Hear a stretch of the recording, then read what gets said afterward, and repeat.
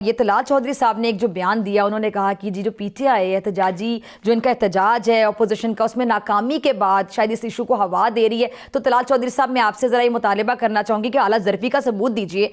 अगर बानी chairman PTI की जगह आपकी पार्टी से कोई होता तो आप उनके शूज़ में रह के सोचें कि उनकी पार्टी किस टाइम पे क्या हालत हो रही होगी। एक शख्स अपनी आंख की बिनाई से 85% बिनाई उनकी महरूम हो जाते हैं वो, और आप इस टाइम पे इस बात पे भी सियासत कर रहे हैं। चले मैं किसी और पार्टी की आपको एग्जांपल नहीं दे, अपनी पार्टी के लोगों से आप सीख ले। राना सनोर साहब, उन्होंने आला ज़रफ़ी का सबूत दिया। उन्होंने कहा कि जी जिस डॉक्टर से वो मुआयना करवाना चाहते हैं करवा लें। एटलीस्ट यहाँ पर आप एक सिंपैथी दे सकते हैं, इंसानियत के नाते इंसान होने का सबूत दे सकते हैं। या यहाँ पे भी आप लोगों ने सियासत करनी है, यहाँ पे भी आप लोगों ने सियासी वार करने हैं, यहाँ पे भी आप लोगों ने सियासी एक दूसरे को ताने देने हैं कि एक बंदे की आंख है, उसकी बिनाई, ये बड़ा सेंसिटिव मामला है। ये ना सोचे कि आपका सियासी हरीफ है, वो आपके साथ अपोजिशन में है, या आपके दौर में या उनके दौर में आपके साथ क्या कुछ होता रहा।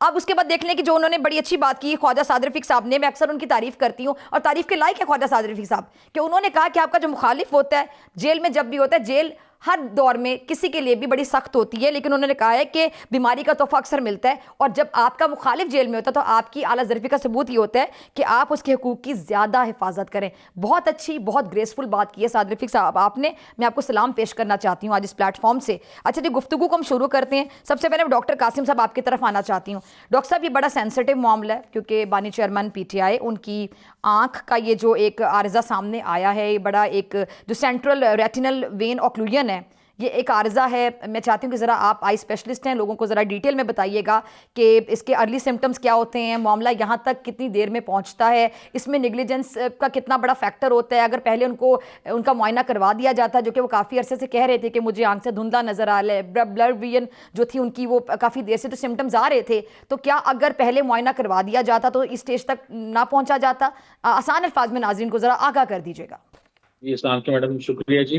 सो ये जो सेंट्रल रेटिनल वेन एक्लूजन होती है, आंख के अंदर जो खून की नाली होती है उसकी वेन बंद हो जाए तो उसको हम सेंट्रल रेटिनल वेन एक्लूजन कहते हैं।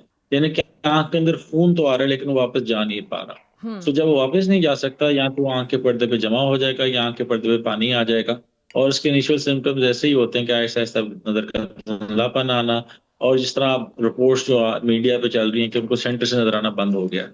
सो अगर तो ये ऐसे इन्होंने पहले कंप्लेन की और फौरन ही इनकी आंख की एक ओसीटी टेस्ट होता है, एक एंजियोग्राफी होती है, हो जाती, तो इतना डैमेज ही नहीं होता और टाइमली आंख में इंजेक्शन लग जाता तो बचत हो जाती। सो अब ये हमें बिल्कुल आइडिया नहीं कि कब से ये कंप्लेन कर रहे थे और कब से इनकी आंख में पानी आ रहा है या खून जमा हो रहा था, ये खून की नाली बंद थी और उसकी वजह से ये हो गया। अगर ये टाइमली इंजेक्शन लग जाते तो बड़ी अच्छी पेशेंट्स की नजर बच जाती है। लेकिन अब ये जो टेस्ट हैं, आंख की एंजियोग्राफी है या ओसीटी है, ये जेल में या एक पोर्टेबल मशीन पे नहीं हो सकते। इसके लिए मरीज को अस्पताल ही लेके आना पड़ता है और वहीं ये टेस्ट हो सकते हैं। सो अब हमें ये बताने कि टेस्ट अवेलेबल हुए उनको, उन्होंने किए, और जब इनको इंजेक्शन भी लगा तो आया बहुत देर हो तो नहीं हो चुकी थी कि पर्दा इतना फूल गया है कि अब वो देख ही नहीं पा रहा। अब हम इनका ट्रीट कर भी दें तो कोई फायदा होगा भी कि नहीं होगा।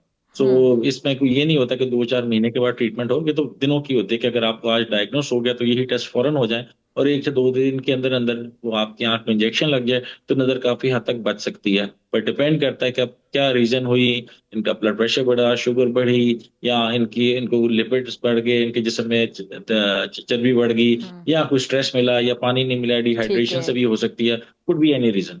डॉक्टर साहब, ये जो ऑलमोस्ट 85% विजन लॉस बताया जा रहा है, तो ये तो ऑलमोस्ट ये कि बिल्कुल ही एक आंख से नजर आना बंद हो गया ना। 85% इज ऑलमोस्ट नियर बाय 100%।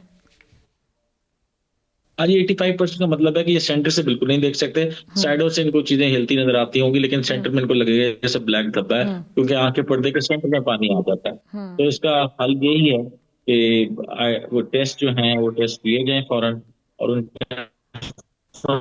पता चल जाए कि क्या हालात हैं और कितने पीछे पर्दा कितना जिंदा बचा हुआ है, आया नजर वापस आ भी सकती कि नहीं आ सकती। ठीक है, अगर आपका वाकई इतना विजन लॉस हो जाता है तो ये जो डिजीज़ है सेंट्रल रेटिनल वेन ऑक्लूजन, इसमें क्या साइंस क्या कहती है कि क्या ये रिस्टोरेशन ऑफ आई साइट मुमकिन है, ये पॉसिबल है? क्योंकि अब साइंस ने इतनी तरक्की की है कि अगर आप जैसे ऑप्टोजेनेटिक्स है, जीन थेरेपी है, रेटिनल चिप्स है, उसके थ्रू आप जो डिजेनरेटिव किस्म का जो डिजीज़ होता है उसके लिए तो आप restoration of eyesight is possible to some extent.